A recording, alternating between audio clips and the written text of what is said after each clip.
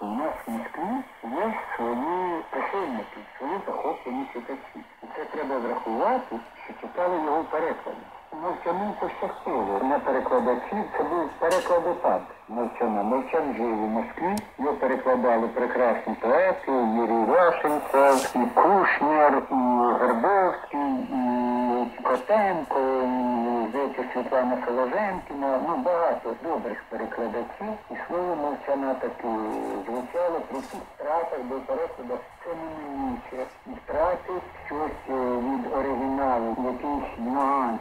Власний аромат оригіналу може загубитися, але враження, принаймні, про поета вони творять і Мовчана знали.